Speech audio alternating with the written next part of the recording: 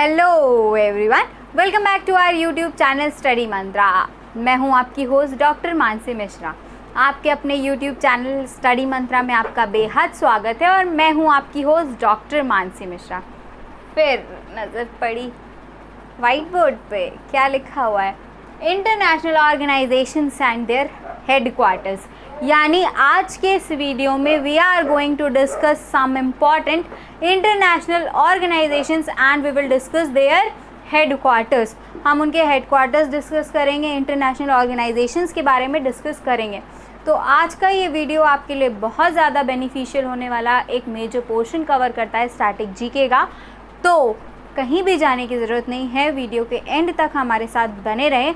और अगर आप हमारे चैनल पे पहली बार आए हैं तो चैनल को सब्सक्राइब करना ना भूलें, साथ ही साथ लाइक कमेंट शेयर करें और नोटिफिकेशन बेल तो दबानी ही दबानी है ताकि हमारे अगले वीडियो का नोटिफिकेशन आपको पहले मिल जाए और एग्ज़ाम आने से पहले आप सारे टॉपिक्स रिवाइज करके जाएं, क्योंकि ये तैयारी है जीत की। बिल्कुल बहुत अच्छी लाइन लगती है मुझे कि तैयारी है जीत की, कल को जीतेंगे, इसीलिए आज हम सीखने आते हैं।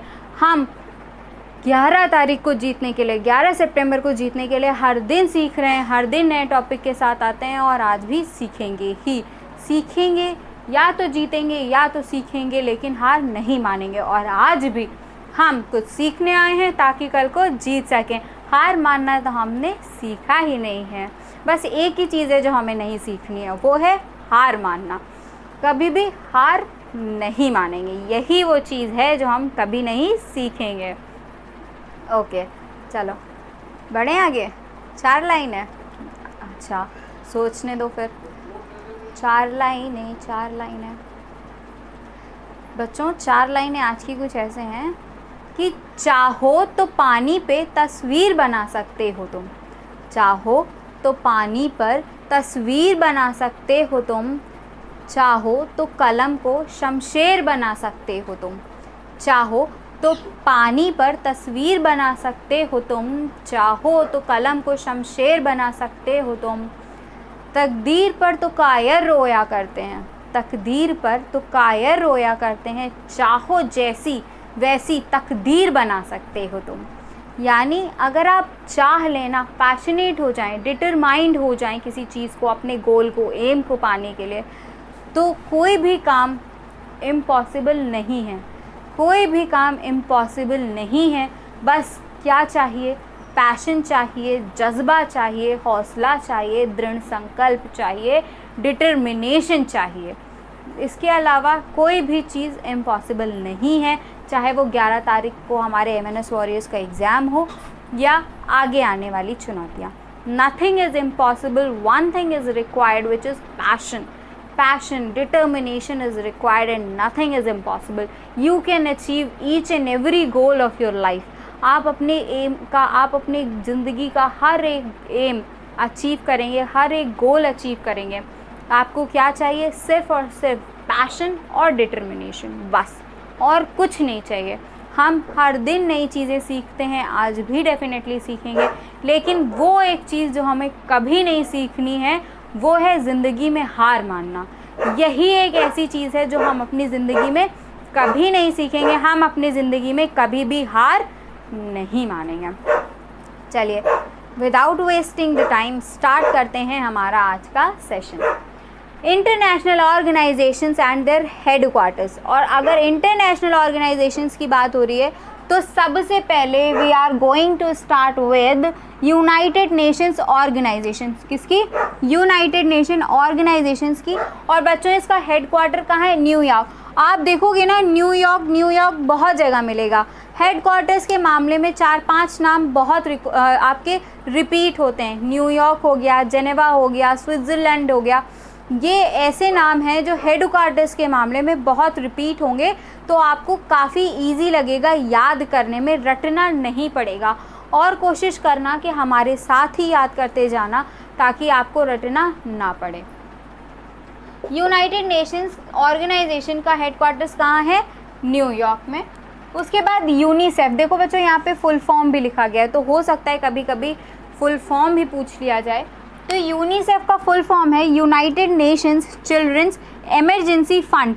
ये जो ये आपके जो यूनाइटेड नेशंस की ये जो ब्रांच है ये क्या करती है बच्चों, चिल्ड्रंस के लिए इमरजेंसी फंड इकट्ठा करती है, यानी बच्चों की स्थिति को सुधारने, पूरे विश्व में बच्चों की स्थिति को सुधारने के लिए ये ऑर्गेनाइजेशन काम करती है, फंड्स इकट्ठा करती है और ज़रूरत पड़ने पर हर एक देश को बच्चों की आपके प्रोग्रेस के लिए फंड्स प्रोवाइड भी कराती है। तो इसका फुल फॉर्म क्या है, United Nations children's emergency fund, और इसका बच्चों कहाँ है हेडक्वार्टर, न्यूयॉर्क में। ओके आगे बढ़ो। यूएनएससी, यूएनएससी क्या है बच्चों, United Nations security council, United Nations security council, again इसका हेडक्वार्टर कहाँ है, न्यूयॉर्क में। ओके देखो न्यूयॉर्क अभी तक 3 बार रिपीट हो चुका है, यूनिसेफ के मामले में, यूनाइटेड नेशन ऑर्गेनाइजेशंस के मामले में, और साथ ही साथ यूएनएससी यानी यूनाइटेड नेशंस सिक्योरिटी काउंसिल। ठीक, 3 आपके कहाँ हैं हेडक्वार्टर्स, न्यूयॉर्क में। चलो आईएमएफ, आईएमएफ क्या है बच्चों, इंटरनेशनल मॉनेटरी फंड, और इसका कहाँ है आपका headquarter, that is Washington DC. कहाँ है, वॉशिंगटन डीसी में। आगे बढ़ते हैं। WHO world health organisation Geneva. अभी कोरोना पैंडमिक के चक्कर में WHO काफ़ी ज़्यादा हाईलाइटेड रहा है। WHO के रोल पर भी सवाल उठाए गए हैं, सवालिया निशान लगाए गए हैं।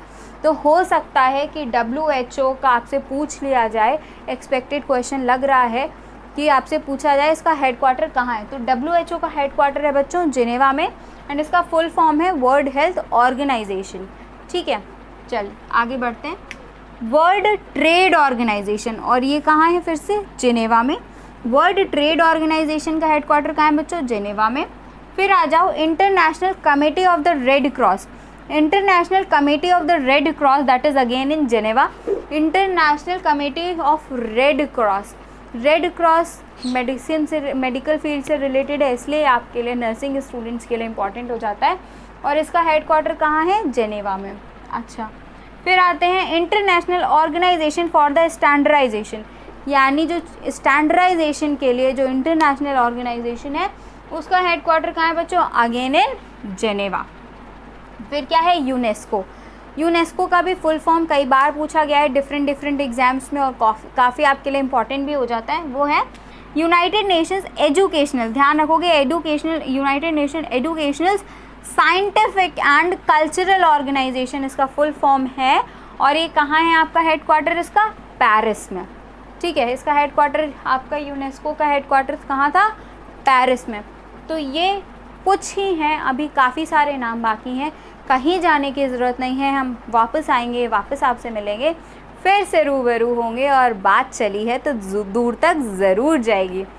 ठीक है, लेकिन बता दूं, अगर आप हमारे व्हाट्सएप ग्रुप के साथ जुड़ना चाहें तो आपको नंबर कहाँ मिलेगा, डिस्क्रिप्शन बॉक्स में, साथ ही साथ पहला कमेंट। और इसके अलावा बच्चों जो हमारे MNS एस्पिरेंट्स 21 में एग्ज़ाम को फेस करेंगे उनके लिए हमने नया सेशन, नया बैच स्टार्ट किया हुआ है, तो अगर आप वहाँ पे हमें ज्वाइन करना चाहें, we are welcoming you there and we are waiting for you there. हम वहाँ पे आपका वेट कर रहे हैं, you are most welcome.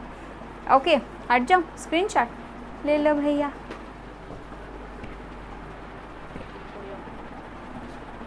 Okay बच्चों, तो अब हमारे पास फिर से लिस्ट है, फिर देखेंगे। फिर से एक बार बता दूं कि आपको हमारा नंबर कहाँ मिल जाएगा, डिस्क्रिप्शन बॉक्स में, साथ ही साथ पहला कमेंट पिन किया हुआ। इसके अलावा हमारे व्हाट्सएप ग्रुप पे तो आप जुड़ ही सकते हैं। साथ ही साथ एक चीज़ और बता दूं कि ईयर 21 के लिए बैच स्टार्ट हमने किया है, अगर आप वहाँ हमारे साथ जुड़ना चाहें बिल्कुल, we are welcoming you there. चलो, सबसे पहला नाम है बच्चों United Nations industrial development organisation. ये ऑर्गेनाइजेशन क्या करती है, इंडस्ट्री के डेवलपमेंट को देखती है, अलग हर देश में इंडस्ट्री का डेवलपमेंट कैसा हो रहा है उस पर ध्यान रखती है, और हेडक्वार्टर कहाँ है इसका, वियना में। इसके बाद IAEA that is international atomic energy agency, international atomic energy agency, और इसका कहाँ है हेडक्वार्टर, वियना में। इसके बाद IMO आ जाओ बच्चों, वो IMO है, वो क्या था, IMF, इंटरनेशनल मॉनेटरी फंड। ये क्या है, इंटरनेशनल मैरीटाइम ऑर्गेनाइजेशन, और इसका हेडक्वार्टर कहाँ है, लंदन में। फिर FAO, FAO क्या बच्चों, food and agricultural organisation, food and agricultural, ये विश्व में फूड और एग्रीकल्चर, बेसिकली एग्रीकल्चर की क्या स्थिति है और उससे कितना फूड प्रोडक्शन हो रहा है उसको देखती है। और ये कहाँ है, रोम, ठीक है। चलो आगे आ जाओ। नाटो क्या है बच्चों, North Atlantic treaty organisation. NATO क्या है, नॉर्थ अटलांटिक ट्रीटी ऑर्गेनाइजेशन, और ब्रुसेल्स में इसका हेडक्वार्टर है। फिर क्या है, एशियान, हमारी इंडिया भी एशियन कंट्री का एक पार्ट है और इसका फुल फॉर्म है association of south east Asian nation, यानी एसोसिएशन है ये साउथ ईस्ट एशियन नेशंस का, हमारी इंडिया भी इसका पार्ट है और इसका हेडक्वार्टर कहाँ है, जकार्ता में। इसके बाद Asia Pacific economic cooperation, Asia Pacific economic cooperation, और इसका हेडक्वार्टर कहाँ है, सिंगापुर। नेक्स्ट है international renewable energy agency, international renewable energy agency, और इसका हेडक्वार्टर कहाँ है बच्चों, अबू धाबी। तो फटाफट से आप स्क्रीनशॉट ले लो ताकि हम और लिस्ट आपको प्रोवाइड करा सकें, और कहीं भी जाने की ज़रूरत नहीं है क्योंकि अभी लिस्ट बाकी है। वो कहते हैं ना, दिल मांगे मोर दिल तो बच्चा है जी, अभी बहुत सारी लिस्ट है तो कहीं भी जाने की कोई ज़रूरत नहीं है। फटाफट से screenshot, we will be back. Okay बच्चों, तो हमारे पास फिर से लिस्ट है, हम फिर से हेडक्वार्टर्स इंटरनेशनल ऑर्गेनाइजेशंस और उनके हेडक्वार्टर्स डिस्कस करेंगे, लेकिन उससे पहले एक लाइन, हाँ ये लाइन हमारे कैमरामैन ने हमें दी है, पहले ही बता दूँ। तो अभी बैठे बैठे बोल रहे थे हमारे कैमरामैन साहब कि अगर दौड़ लंबी हो तो पैर धीरे और जमा के रखने चाहिए।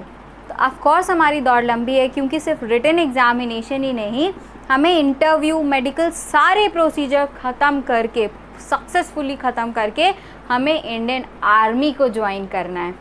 तो दौड़ लंबी है, डेफिनेटली हम धीरे धीरे कदम रखेंगे, रोज़ नई चीज़ें सीखेंगे और डेफिनेटली जीतेंगे।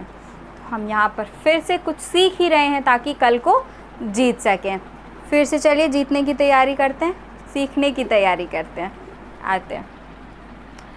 World wide fund for nature, world wide fund for nature, यानी प्रकृति के लिए वर्ल्ड वाइड जो फंड इकट्ठा किया जाता है, ये ऑर्गेनाइजेशन, इसका हेडक्वार्टर कहाँ है बच्चों, स्विट्ज़रलैंड में। अब यहाँ पे स्विट्ज़रलैंड का बोलबाला होने वाला है। देखो कितने सारे स्विट्ज़रलैंड,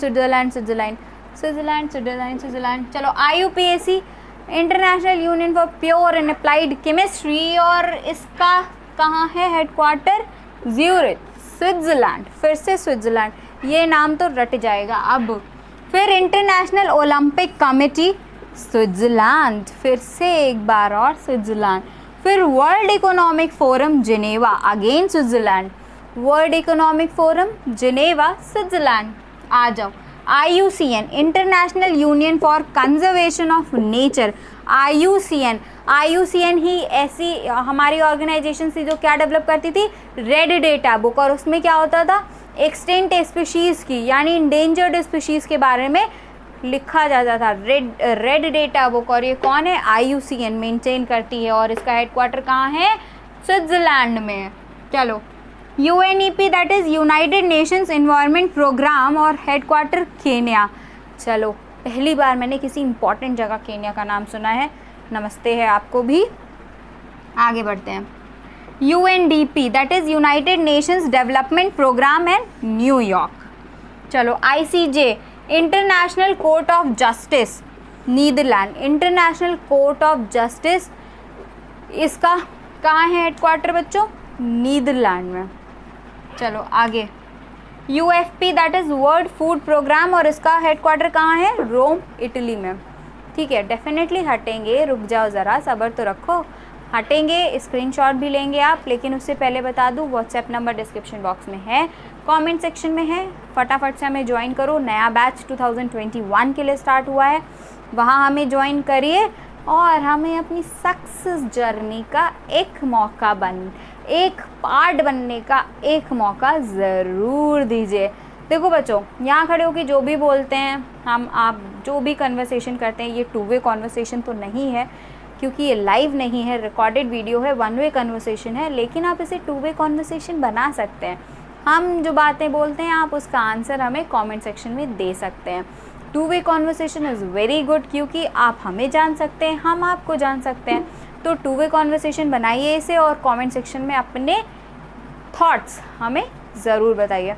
जो भी हम बोलते हैं बच्चों ये स्क्रिप्टेड नहीं है, तो अगर आपको पसंद आता है तो डेफ़िनेटली हमें कमेंट सेक्शन में ज़रूर बताइए। वीडियो को लाइक शेयर ज़रूर करें और चैनल को सब्सक्राइब करना ना भूलें, साथ ही साथ बेल आइकन प्रेस ज़रूर करें। चलिए ले लीजिए screenshot. Thank you for watching. Tata bye bye sayonara. Thank you MNS warriors.